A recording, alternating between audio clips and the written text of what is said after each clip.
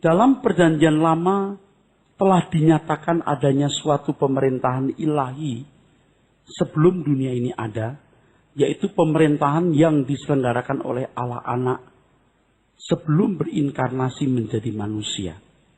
Berangkat dari Mika pasal 5 ayat 1. Tetapi engkau, hai Bethlehem Efrata, hai yang terkecil di antara kaum-kaum Yehuda, daripadamu akan bangkit bagiku seorang yang akan memerintah Israel, yang permulaannya sudah sejak purbakala, sejak dahulu kala. Teks ini sangat penting untuk menunjukkan dan membuktikan secara langsung dan terbuka keilahian Tuhan Yesus. Sekaligus kedudukannya sebagai Tuhan. Jadi teks ini menunjukkan keilahian Tuhan Yesus sekaligus kedudukannya sebagai Tuhan. Dari teks ini terbukti telah adanya pemerintahan sebelum dunia dijadikan. Kata memerintah adalah mashal dalam bahasa Ibrani yang memiliki pengertian memerintah. To rule, to reign. Have dominion, menguasai.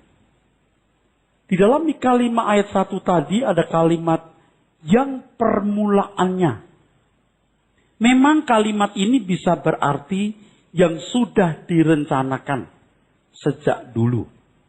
Tetapi pengertian ini tidak kuat, saudara, tidak kokoh. Sebab kalau Allah sudah merancang putra tunggalnya datang ke dunia, maka secara tidak langsung Allah juga sudah merancang manusia jatuh dalam dosa. Tetapi kalau Allah anak disediakan untuk itu, bisa. Hal ini pasti tidak bisa kita pahami dengan pikiran kita, ya. Ini grand design di luar kapasitas kita bernalar. Nah, lebih tepat dipahami bahwa yang sudah ada sejak dahulu adalah pemerintahannya, bukan sekedar rencananya. Terdapat dua kata dalam Mika 5 ayat 1 yang perlu kita perhatikan. Yang pertama, kehdem. Yang kedua, olam. Kehdem bisa berarti zaman purbakala, ancient time, earliest time. Kata kedua adalah olam yang berarti kekekalan, long time, eternity, eternal constancy. Kata olam ini membuktikan adanya sebuah pemerintahan yang terus-menerus telah berlangsung dari kekekalan. Terjemahan bahasa Inggris diterjemahkan from the days of eternity. Hari-hari di kekekalan. Dan Daniel menyatakan bahwa kerajaannya adalah kerajaan kekal. Nah, Bapak Ibu saudara sekalian, cukup disimpulkan bahwa ada pemerintahan Allah sebelum dunia dijadikan. Yang dikatakan yang permulaannya sudah sejak purbakala, sejak dahulu kala. Sulit dibantah kenyataan bahwa memang sudah ada pemerintahan Allah sebelum dunia ini ada. Nah, sejatinya Tuhan Yesus sudah memerintah sejak purbakala atau sejak dunia belum dijadikan. Dan Allah Bapa memerintah melalui putra tunggalnya yang kemudian hari kita kenal sebagai Yesus Kristus. Tentu pemerintahan Tuhan Yesus ini pemerintahan yang dibawahi atau disubordinasi oleh Allah. Seperti pernyataan Tuhan Yesus di Yohanes 5 ayat 19. Bahwa anak tidak dapat mengerjakan sesuatu dari dirinya sendiri. Jikalau tidak ia melihat Bapa mengerjakannya. Sebab apa yang dikerjakan Bapa itu juga yang dikerjakan anak. Bapak Ibu, adalah lebih logis. Kalau pernyataan dalam Yohanes 5:19 itu dipahami bukan saja menyangkut pekerjaan Tuhan Yesus selama di dunia ini. Tapi juga sebelum dunia dijadikan. Bahwa anak tidak bisa berbuat apa-apa tanpa melihat Bapa. Anak melakukan apa yang Bapa lakukan. Adalah logis. Kalau hal ini bukan hanya menyangkut apa yang dikerjakan Tuhan Yesus di bumi, tetapi yang juga dikerjakan oleh Tuhan Yesus sebelum ia menjadi manusia. Hal ini diteguhkan oleh pernyataan sebelumnya di ayat 17. Bapa bekerja sampai sekarang. Pernyataan ini secara implisit menunjukkan tindakan Allah Bapa yang berkesinambungan dari dahulu hingga sekarang. Tidak ada garis putus dalam karya-karyanya sejak penciptaan. Bapa bekerja sampai sekarang.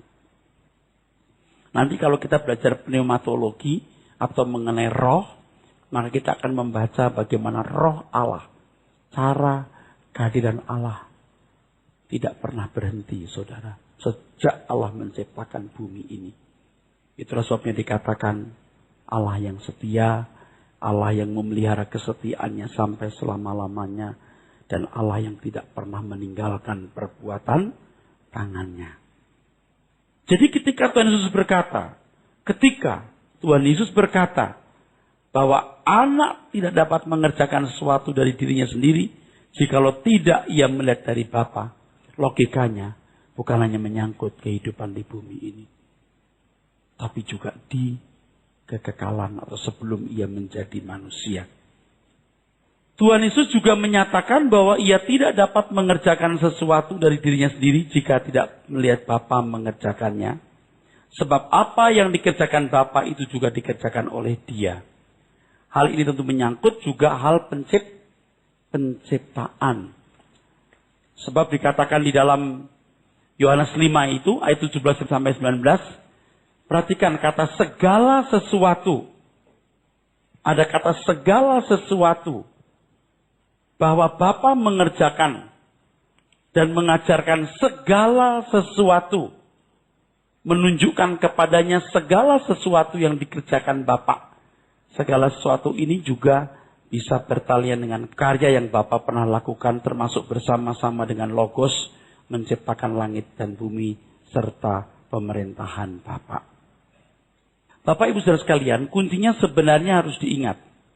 Di Yohanes 1 ayat 3 itu kunci. Yohanes 1 ayat 3 mari kita baca. Itu kuncinya di situ sebenarnya. Yohanes 1 ayat 3. Ya. Segala sesuatu dijadikan oleh Dia, dan tanpa Dia tidak ada suatu pun yang telah jadi dari segala yang telah dijadikan. Jadi Tuhan Yesuslah yang menciptakan bumi ini. Tanpa Dia tidak ada sesuatu yang jadi. Ini kan membuat kita juga gemetar sebenarnya mengucapkan hal ini. Seakan-akan kita membelakangi Allah Bapa. Tapi faktanya begitu Alkitab. Begitu besarnya kepercayaan yang diberikan Bapa kepada anak. Nanti kita akan lihat di penjelasan bahwa betapa berperannya Allah anak ini.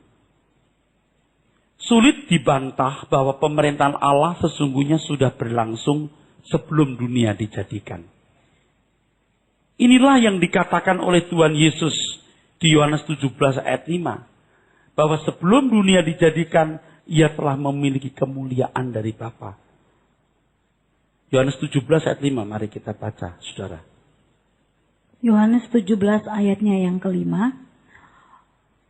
Oleh sebab itu, ya Bapa, permuliakanlah aku padamu sendiri dengan kemuliaan yang kumiliki di hadirat-Mu sebelum dunia ada. Loh. Nah, kemuliaan ini tentu saja bukan hanya berbicara mengenai satu keberadaan yang agung, tapi menunjuk kepada pemerintahan. Nanti kalau dikaitkan dengan Roma 8:17 mengatakan bahwa kita semua akan dimuliakan bersama dengan Yesus. Lalu penjelasan berikutnya, memerintah bersama-sama dengan Dia di dalam kerajaannya. Ya. Sebenarnya tidak akan sulit kita menolak kenyataan pemerintahan Tuhan Yesus ini kalau kita menerima fakta bahwa Tuhan Yesus Logos yang menciptakan bumi dan segala isinya. Kalau di kitab Kejadian, berfirmanlah Allah, jadi ini berfirmanlah Allah. Pengertian dangkal kita kan Tuhan membuat sulapan tuh. Gitu. Pengertian dangkal kita dengan perkataan jadi gitu. Sebenarnya kita tidak tahu bagaimana mekanisme dari proses penciptaan itu. Hari pertama, kata hari itu yom. Bisa berarti memang hari 24 jam, tapi juga bisa berarti masa. Masa, bukan 24 jam. Saya ingatkan bahwa Alkitab ditulis 1440 sebelum Masehi untuk satu bangsa yang sangat terbelakang, ya. Bangsa budak yang 430 tahun dijajah oleh bangsa lain. Dan tentu harus ditulis sedemikian sederhana, tapi pesannya bisa dipahami. Lagi pula, kesederhanaan itu tidak merusak makna dan pesan orisinilnya. Sebab memiliki yang namanya dinamisitas yang tinggi. Sesuai dengan hikmat yang diberikan Tuhan kepada manusia di abad-abad berikutnya untuk memahami pesan itu. Dan ternyata di Yohanes pasal 1, tidak diragukan lagi, itu ilham roh. Bahwa anak itu yang menciptakan, tanpa dia tidak ada sesuatu yang jadi. Kita tidak tahu bagaimana mekanisme proses penciptaan itu secara detail. Kalau kita menerima fakta bahwa Tuhan Yesus yang menciptakan alam semesta ini atau bumi ini khususnya dan segala isinya, kita tidak sulit untuk menerima Dia yang memerintah. Hanya karena kita tidak terbiasa mendengar hal ini. Karena kita dipikirnya berlebihan. Hiperbola. Wah, Tuhan Yesus masa yang menciptakan langit dan bumi? Ya iya, betul? Amin nggak saudara? Nggak bisa nggak amin saudara. Alkitab mengatakan begitu. Tanpa dia tidak ada sesuatu pun yang jadi. Lalu kata di Mika 5 ayat 1, dia memerintah yang permulaannya sudah sejak dahulu kala. Dan lebih tegas lagi kata olam itu artinya kekekalan. Dari kekal sampai kekal. Bukan hanya direncanakan dari dulu. Maksudnya itu lemah. Maksudnya adalah ada pemerintahan itu. Nggak mungkin tidak ada pemerintahan. Nah di sini saya ingin mengajak Anda membedakan antara Tuhan Allah dan Allah Bapa. Tuhan Allah adalah Tuhan Yesus Kristus. Sedangkan Allah Bapa adalah Bapa dari Tuhan Yesus Kristus. Tuhan Allah artinya Allah sebagai Tuhan. Kan di dalam Elohim ada jamak kan. Allah sebagai Tuhan. Sedangkan Allah Bapa menunjuk Elohim sebagai Bapa dari mana semua roh yang ada berasal. Bapa segala roh. Pribadi yang maha tinggi, yang tidak pernah kelihatan, yang mengatur jagat raya tanpa batas ini. Yang tidak pernah berubah dari kekal sampai kekal. Pribadi yang mengutus Tuhan Yesus Kristus turun ke dunia. Nah, pembedaan antara Tuhan Allah dan Allah Bapa tidak boleh dipahami pembedaan secara mutlak. Tetapi secara relatif. Secara relatif lihat konteksnya. Maksudnya, pembedaan ini tidak boleh pembedaan secara mutlak, tapi harus secara relatif. Sebab ketika rahasia mengenai Allah anak belum disingkapkan, maka umat perjanjian lama hanya mengenal Allah yang esa secara matematis. Aku Allah yang esa. Ya, matematis, ekat. Esa dalam arti satu yang bersifat tunggal. Mereka tidak mengenal adanya pribadi Allah anak dalam lembaga Elohim itu. Jadi Tuhan Allah ya Bapa termasuk di situ. Tetapi ketika kita mulai mengerti kebenaran, ternyata dalam pelaksanaan penyelenggaraan pemerintah itu ada satu pribadi yang ada di sebelah kanan tahta Bapa. Itulah kepercayaannya.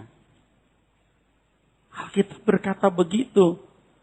Kan dari awal saya sudah membuktikan yang tampil itu ternyata Tuhan Yesus yang kelihatan, yang tampil di tengah-tengah manusia di zaman perjanjian lama itu. Jadi Tuhan Allah atau Tuhan Elohim gitu ya. Itu Elohim sebagai Tuhan majikan. Kalau Allah Bapa, Elohim sebagai Bapa, ada Bapa, ada anak. Di situ ya. Ini tidak bisa digambarkan pakai cara-cara apapun. Yohanes pasal 2 menunjukkan keilahiannya. Tuhan Yesus tidak mempercayakan diri kepada mereka karena dia tahu apa dalam hati manusia. Ya iyalah, dia kenal orang-orang di sekitarnya. Nggak usah Tuhan, kita saja kalau bergaul juga tahu isi hati mereka. Lagi pula taunya itu ginosko bukan oida. Saya bandingkan dengan ayat lain. Allah mengetahuinya oida bukan ginosko. Bukti lagi bahwa dia Allah, dia membangkitkan orang mati, dia menyembuhkan orang sakit. Loh, sekarang juga banyak hamba Tuhan bisa membangkitkan orang mati, ada. Menyembuhkan orang sakit, ya ada. Smith Wigglesworth membangkitkan orang mati. Itu karunia. Dia 100% Allah. Apanya? Rohnya. Kuncinya di situ saja. Adalah sulit membantah adanya keterlibatan Allah anak dalam pemberian 10 perintah Allah kepada Musa di Horeb. Karena dengan tegas Tuhan Yesus berkata, aku Tuhan bagi hari Sabat. Loh, berani dia bicara begitu loh. Aku Tuhan bagi hari Sabat. Siapa dia? Matius 12:8 itu. Tuhan di sini maksudnya tuan atau majikan atau yang mengepalai. Aku Tuhannya hari Sabat. Ngerti maksudnya? Aku majikannya hari Sabat. Kurang ajar loh bicara begitu. Kalau mereka tidak kenal bahwa dia adalah Allah Elohim.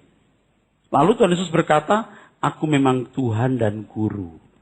Tuhan menunjuk supremasinya sebagai pemimpin atau majikan, sedangkan Guru menunjuk fungsinya sebagai pengajar.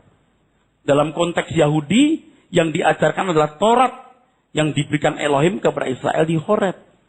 Dengan pernyataannya bahwa ia adalah juga guru, seakan-akan Tuhan Yesus hendak menyatakan bahwa dirinya lah yang memberi Taurat kepada bangsa itu.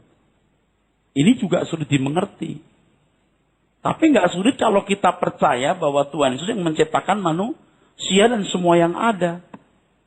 Oh, di mana keterlibatan Allah Bapa? Lah tadi kita udah baca. Anak tidak bisa berbuat apa-apa tanpa Bapa. Dia mengerjakan apa yang Bapa kerjakan. Maksudnya adalah Bapa menunjukkan begini, begitu. Ini anak kesayangannya. Tapi saya dengan mengerti ini, saya lebih menghormati Tuhan Yesus. Saya lebih menghormati Tuhan. Dan saya memilih Tuhan. Sekarang kita mau pilih Tuhan Yesus nggak? Berani percaya nggak dia itu memang demikian adanya? Kalau Anda berkata, wah Pak Era saya saksi Yehova. Pasti dia tidak akan pernah berani berkata bahwa Yesus itu Yahweh itu. Berani nggak berkata begitu? Mereka berkata Yesus itu pribadi yang dijadikan Tuhan. Kalau saya Yahweh itulah Tuhan Yesus. Itu yang saya tidak sama dengan saksi Yehova. Mereka saksinya Yehova, bukan saksi Yesus. Kalau saya saksi Yesus karena Yehova itu Yesus sendiri. Different dengan saksi Yehova saya. Berani-beraninya Pak. Nanti kita baca terus dong. Ini kan masih hangat. Per ayatnya harus saya periksa. Bandingkan lagi terjemahan aslinya. Gitu saudara. Ketika nama Yahweh muncul pada kisah keluarnya bangsa Israel dari Mesir ke Kanaan, yaitu ketika Musa mempertanyakan siapa nama Allah yang menyuruh mereka keluar dari Mesir, jawabnya aku adalah aku. Ehyeh, Asher, Ehyeh. Kalimat ini sendiri sebenarnya bukan sebuah nama loh. Tapi tradisi menyimpulkan sebuah sebutan yang baku yang memang sudah tertulis sebelum peristiwa di padang Median tersebut, yaitu Yahweh. Ya. Aku adalah aku, lalu telah disimpulkan menurut tradisi menjadi Yahweh itu. Kalimat aku adalah aku memiliki banyak pengertian, antara lain bahwa tidak ada Tuhan yang berkuasa permanen selain dirinya. Tidak ada Tuhan yang berkuasa permanen selain dirinya. Bahwa dirinya tidak dapat disejajarkan atau dipadankan atau disamakan dengan siapapun. Dan dia tidak bisa diatur oleh siapapun. Aku adalah aku. Dan ini sejajar dengan pernyataan Tuhan Yesus di Yohanes 8 ayat 58. Ego emi. Ego emi. Akulah sendiri. Sejajar dengan ego emi. Dan ternyata kata itu hanya Tuhan Yesus yang mengucapkan. Baca Pak. Memang nama Yahweh menjadi sangat penting jika digunakan untuk membedakan dengan dewa-dewa lain. Kalau berkali-kali diperingatkan agar bangsa Israel meninggikan, menghargai, dan memandang khusus namanya, yaitu Yahweh, hal itu berkenaan dengan kenyataan adanya banyak dewa-dewa yang disembah oleh bangsa kafir. Baal, Asyera, Asitoret, Dagon, Molok, dan lain sebagainya. Praktek penyembahan berhala ini merupakan ancaman yang sangat serius bagi umat pilihan. Kalau bangsa Israel diperintahkan untuk menguduskan namanya Yahweh, bukan berarti nama Yahweh dikuduskan, tetapi menghormati kehadiran Allah di tengah-tengah mereka dengan hidup sesuai dengan perintahnya. Bahwa bangsa Israel memiliki majikan yang kepadanya mereka harus berbakti dan tunduk, yaitu Yahweh. Penegasan terhadap nama Yahweh dimaksudkan agar bangsa Israel tidak menyembah dewa lain. Pokok masalahnya bukan pada sebutan nama diri Allah itu sendiri, tetapi objek penyembahan atau pemujaan. Hal itu dimaksudkan agar umat berporos pada pribadi yang maha tinggi yang disembah oleh Abraham, Ishak dan Yakub yang memperkenalkan diri dengan nama Yahweh. Barangkali pernah dipersoalkan mengapa kata Yahweh diterjemahkan Tuhan dalam bahasa Indonesia menggunakan huruf besar semua. Kenapa? Ini pasti orang banyak nanya dan saya juga belum pernah mendapat jawabannya. Lalu ketika saya mulai mempelajari, tentu membaca banyak risalah, saya menemukan ini terus. Hal ini bisa mengacu pada Septuaginta, yaitu Alkitab Perjanjian Lama yang ditulis oleh 70 penterjemah ke dalam bahasa Yunani. Kata Yahweh selalu diterjemahkan Kyrios. Kurang lebih 6.000 Kyrios dalam Septuaginta terjemahan dari kata Yahweh. Ya. Kata Kyrios atau Kurios adalah satu gelar yang disandangkan pada Alexander Agung sebetulnya. Kata itu artinya sang penguasa, majikan atau tuan. Kata ini juga digunakan oleh murid-murid Tuhan Yesus untuk memanggil Yesus Kristus. Ternyata orang-orang Yahudi sendiri mengartikan nama Yahweh adalah majikan atau sang penguasa, atau paling tidak karena mereka biasa memanggil atau melafalkan nama itu dengan kata Adonai yang artinya tuanku. Hebat ya. Hebat loh. Hebat saudaraku. Ini uraian ini orisinil. Saya kait-kaitkan. Kenapa diterjemahkan Tuhan dalam bahasa Indonesia? Ternyata Septuaginta itu Alkitab Perjanjian Lama yang terjemahkan dalam bahasa Yunani. Sekarang kan begitu buka Alkitab tuh segala bahasa bisa muncul, saudara. Kata Yahweh itu diterjemahkan Kurios, bukan Yahweh. Sedangkan Kurios itu artinya kan tuanku. Ini sama dengan kalau orang Yahudi ketemu dengan kata Yahweh kan dilafalkan Adonai, artinya my master, tuanku. Sama dengan Kurios, kata yang digunakan oleh murid-murid Tuhan Yesus untuk gelar Tuhan Yesus. Itu hebat loh. Hebat sekali. Mengagumkan loh. Apa itu kebetulan? Ya, terserah orang menilai. Tapi luar biasa. Jadi, kalau terdapat kata Tuhan bagi Elohim, sejatinya hendak menunjuk otoritasnya sebagai majikan atau tuan atas bangsa Israel. Dari hal ini bisa disinyalir bahwa nama Yahweh adalah nama yang dikenakan untuk Allah Anak sebelum berinkarnasi. Mau tidak mau. Sebab Yahweh itu dipanggil Adonai. Adonai artinya tuanku. Gitu. Aku adalah aku. Itu tidak ada satu nama yang bisa mewakili kebesaran Allah. Walaupun dalam tradisi Asher Ehyeh itu bisa berarti Yahweh. Dan ternyata dalam Perjanjian Baru. Ego emi. Aku sudah ada. Itu sejajar dengan Ehyeh. Asher Ehyeh. Dari hal ini bisa disinyalir nama Yahweh dan nama yang dikenakan untuk Allah Anak sebelum berinkarnasi. Sebab pemerintahan yang digelar oleh Allah Bapa itu pemerintahan Allah melalui anaknya. Sepak terjang Allah Elohim itu pasti direpresentasi oleh anaknya. Tidak bisa, tidak. Susah dibantah hal ini. Makanya kalau dalam Perjanjian Baru, karena mereka menyangkal penguasa satu-satunya. Begitu disebut begitu. Ada tuh di teks Perjanjian Baru. Karena mereka menyangkal penguasa satu-satunya loh. Apa bukan Allah Bapa satu-satunya? Allah Bapa. Tapi representasinya Tuhan Yesus. Oke, tapi ini masih diteruskan dulu ya saudara-saudara. Oke. Sejak Tuhan Yesus berinkarnasi dan tampil sebagai pemenang, maka setiap lutut bertelut dan lidah mengaku bahwa Yesus Kristus adalah Tuhan bagi kemuliaan Allah Bapa. Filipi 2:11. Nama yang ditinggikan adalah nama Yesus, enggak ada nama Yahweh lagi. Setiap lutut berlutut lidah mengaku Yesus Tuhan. Betul? Bukan nama Yahweh. Bukan melecehkan nama Yahweh. Sebab kemudian nama Yesus yang ditinggikan. Nah, kalau pemuja nama Yahweh mendengar pernyataan saya pasti tidak suka. Nama Yahweh yang makin populer katanya. Tapi di Alkitab setiap lutut bertelut tidak mengaku Yesus adalah Tuhan berkenan Allah. Bukan nama Yahweh, nama Yesus. Entah Yeshua Hamasiah, please silakan.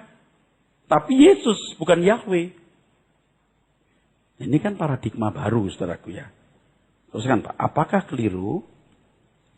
Nama yang ditinggikan adalah Yesus, bukan nama lain. Ya, betul. Adapun panggilan yang kemudian digunakan oleh Tuhan Yesus untuk Allah Bapa semesta alam yang maha tinggi adalah Bapa. Iya. Tuhan Yesus tidak menyebut Yahweh loh, menyebut Allah Bapa loh. Selalu Bapa, Bapa, Bapa. Bukan tidak mungkin Yahweh itu nama dirinya.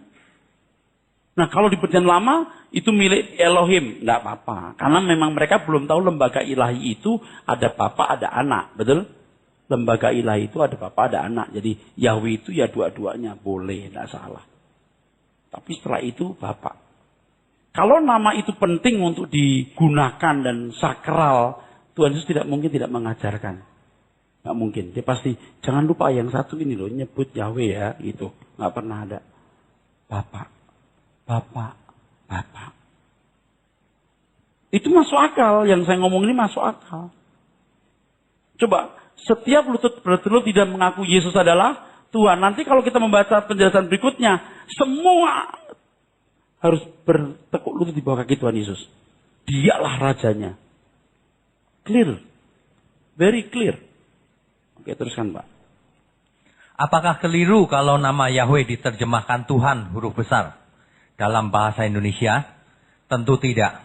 Nama ini hendak mengisyaratkan bahwa Dia adalah penguasa, majikan, raja, dan kepala pemerintahan umat pilihan. Ingat dalam kisah Keluaran, Elohim memperkenalkan nama Yahweh kepada Musa, hendak menyatakan bahwa majikan umat pilihan, Israel maksudnya, bukanlah Fir'aun, tetapi Tuhan atau Yahweh. Mereka harus keluar dari Mesir, berhenti berbakti kepada bangsa itu. Pada Mesir maksudnya? Selanjutnya beribadah kepada Allah Yahweh di Gunung Horeb. Jadi, nama Tuhan hendak menunjuk otoritas yang memerintah. Itulah sebabnya sebenarnya Tuhan menolak ketika bangsa Israel meminta raja. Sebab Allah itulah rajanya atau majikannya. Dalam bahasa Ibraninya Adonai. Selanjutnya, dalam penggenapan rencana penyelamatan dunia, Yesus Kristuslah yang menjadi kurios atau Tuhan bagi semua orang. Tentu bukan sesuatu yang membuat kita berkeberatan kalau nama Yahweh adalah nama yang diperuntukkan bagi anak tunggal Bapa atau bagi Tuhan Allah sebelum memiliki nama Yesus. Bagi Tuhan Allah, bukan Allah Bapa. Ya. Terus? Sebab sampai selamanya Yesus Kristuslah Tuhan bagi kemuliaan Allah Bapa. Oke, cukup Pak. Ya. Jadi kita nggak keberatan kalau nama itu sebenarnya nama yang dimiliki Tuhan Yesus. Karena memang ketika Allah menggelar pemerintahannya, itu pelaksananya Tuhan Yesus. Yang pemerintahnya sejak dahulu kala, betul? Sejak purbakala. Tuhan Yesus. Dan kita nggak sulit menerima dia sebagai kepala pemerintahan jika kita menerima fakta bahwa Tuhan Yesuslah yang menciptakan. Dia yang menciptakan, dia yang memerintah. Seolah-olah di sini Bapak tersingkir. Bapak nggak pernah tersingkir.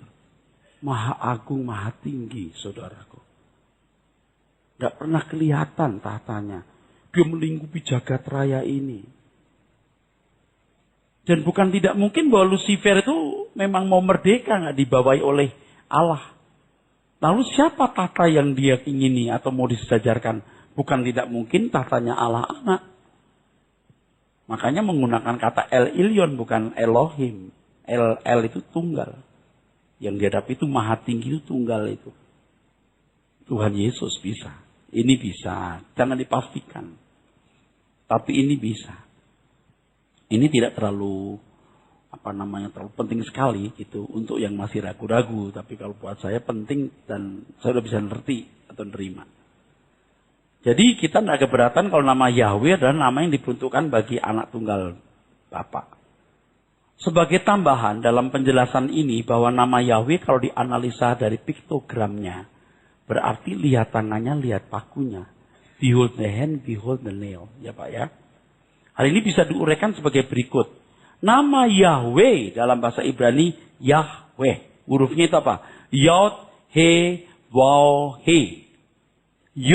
Yod, piktogramnya hand. He, piktogramnya adalah behold.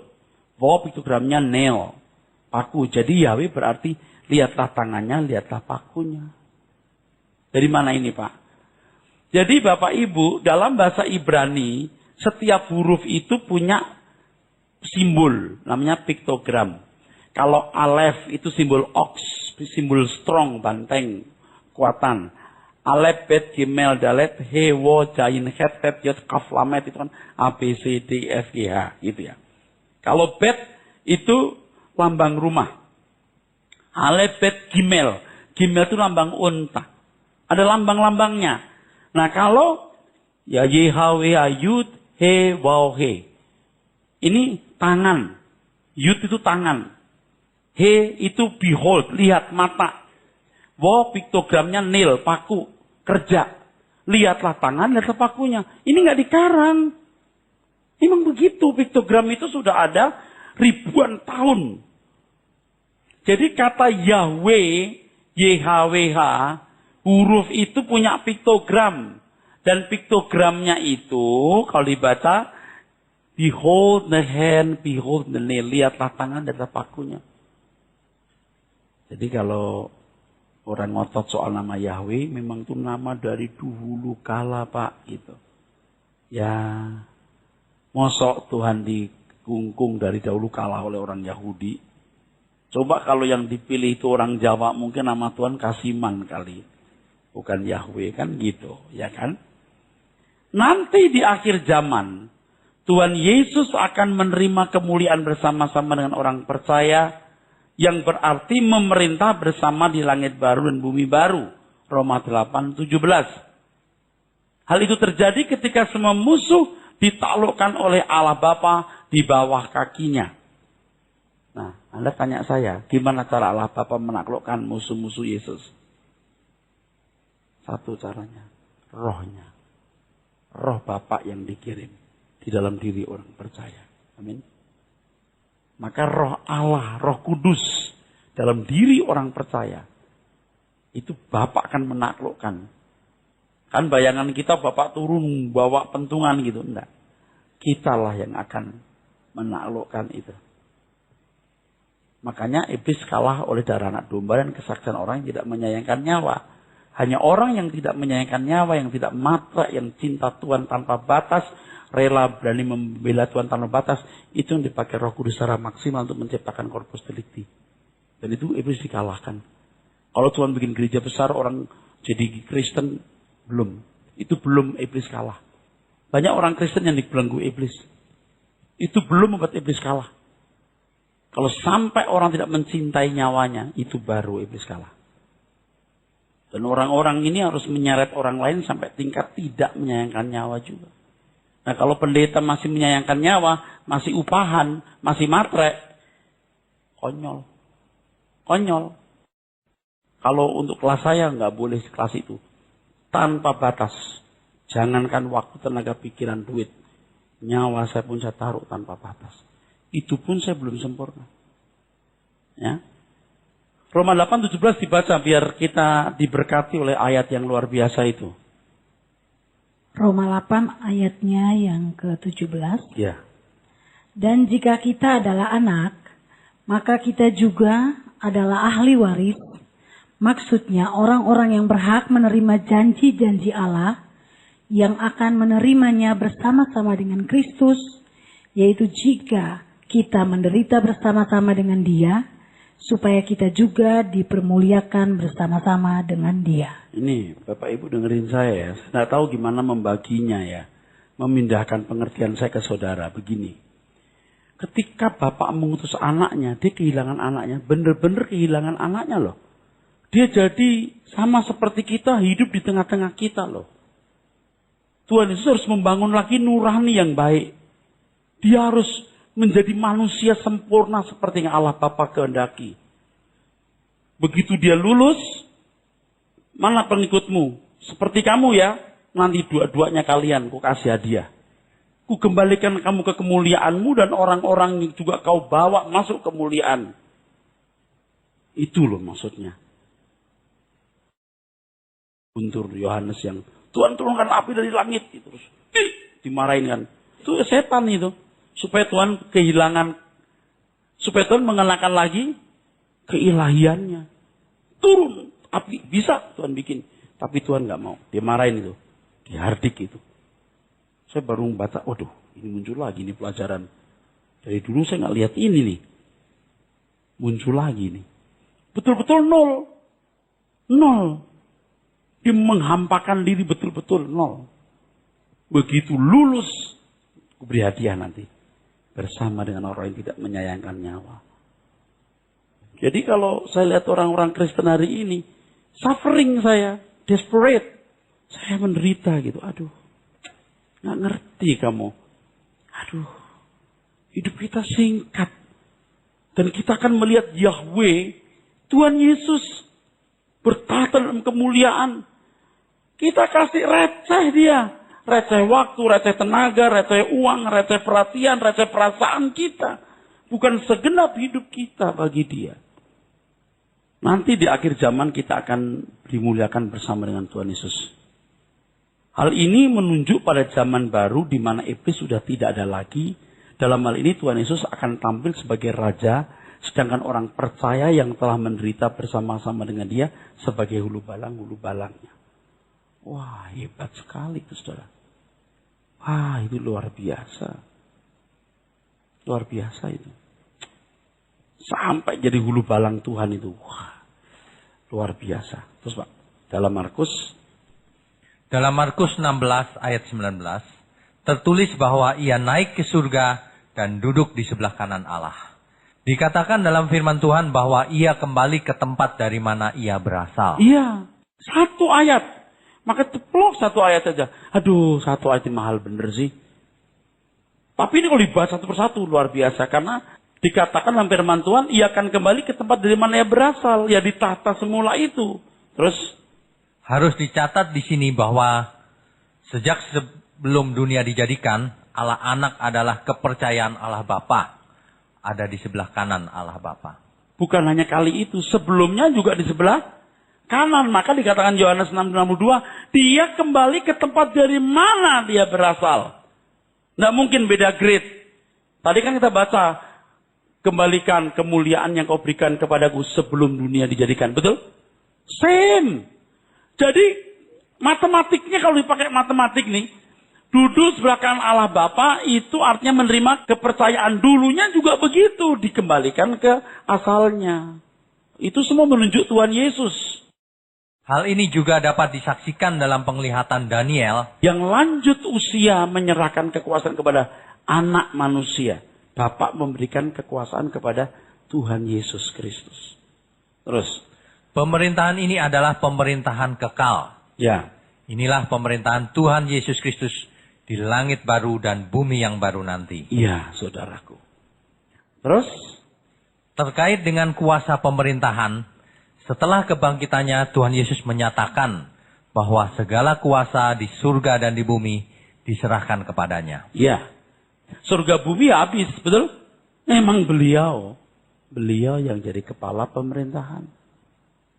Surga, bumi, entah, udah. Semua diserahkan ke beliau. Bapak berikan ke putra tunggalnya. Memang dari dulu memang sudah begitu. Cuman gara-gara kunyuk sialan ini aja. Yang ganggu, betul? Yang harus dimusnahkan. Dia merebut kembali miliknya. Itu. Makanya pada waktu iblis berkata, semua diserahkan padaku, aku berhak memberikan kepada siapa saja. Tuhan diam saja. Dia bisa bilang, aku yang bikin, aku yang punya. Enggak. Hebat ya? Tuhan Yesus mengosongkan diri. Luar biasa itu. Luar biasa itu, Tuhan Yesus tetap menguasai diri. Walaupun dia bisa bertindak, tapi dia tidak bertindak. Kau pikir aku tidak bisa turunkan dari surga itu tentara-tentara, pasukan tentara? Bisa, tapi aku tidak melakukannya. Hebat itu. Ini pelajaran buat kita loh saudara. Kita hebat bagaimanapun, kita tetap juga mengosongkan diri. Waduh, luar biasa. Terus Pak. Jadi sebenarnya panggilan Kristus bagi Tuhan Yesus secara sah terjadi setelah ia bangkit dari kubur dan menerima kuasa pemerintahan dari Allah Bapa. Ya, jadi disebut Kristus itu setelah dia bangkit. Segala kuasa di surga di bumi diserahkan padaku, baru jadi yang diurapi. Kristus the anointed one. Dan saudara tahu bahwa hanya raja yang diurapi. Dia yang diurapi oleh Allah Bapa jadi raja. Tapi ini belum diproklamirkan karena masih kunyuk itu masih merajalela. Sampai nanti korpus delikti jumlahnya cukup, genap. Oke, terus Pak, ini kalimat berikutnya bagus nih. Dalam Kisah Rasul 5 ayat 31, ditulis bahwa dialah yang telah ditinggikan oleh Allah sendiri dengan tangan kanannya menjadi pemimpin dan juru selamat, supaya Israel dapat bertobat dan menerima pengampunan dosa. Iya, perhatikan kata pemimpin. Itu bukan alam ya. Dalam teks ini, arkegon, yang artinya leader, tapi juga prince atau ruler, pangeran. Itu maksudnya. Ini nggak ngarang bro, lihat aja ini di kamus. Disebut pangeran dia. Hebat ya. Saya nggak salah pilih Tuhan Yesus. Tidak salah saya fanatik. Kan banyak orang menyerahkan nyawanya demi yang diyakininya. Kita lihat aja nanti bener nggak. Kalau teroris itu kehilangan segala sesuatu loh demi membela keyakinannya. Aku akan membela Tuhan Yesus tanpa batas. Harus berani. Nah kalau pendeta takut, saya nggak tahu bagaimana jemaat mau membela Tuhan. Semuanya mencari keuntungan saja cari Tuhan. Supaya ekonominya baik, sakit, sembuh. Waduh. Padahal kita bisa berjuang kalau untuk mau sehat, berjuang kalau untuk ekonomi Tuhan pasti memberkati. Tidak mungkin Tuhan memberikan kemudahan-kemudahan dalam hidup. Nanti kinerja kita rusak, mental kita rusak, padahal di dunia akan datang kita bekerja lagi.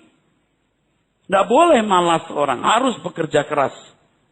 Tadi saya katakan satu ayat kita taruh. Itu saya perlu waktu cukup. Karena lama. Coba dengan belajar ini implikasinya apa? Implikasinya begini. Saya kenal Tuhan Yesus. Dia raja segala raja. Dia kepercayaan Allah Bapa. Dia Allah yang menciptakan langit dan bumi. Dia Yehova. Dia Yahweh sendiri. Tambah mantap kita membela Tuhan. Coba sekarang Allah Tritunggal. Kacau pikiran kita. 3113. Apa itu? Pusing kita ngomongnya. Kalau ditanya, satu di mana? Ya sekarang you mau satu itu satu apa dulu? Kalau satu kehendak, satu rencana, jelas Tuhan Yesus hanya melakukan kehendak Bapa, tidak pernah meleset. Itu satunya. Pribadinya dua, nggak satu.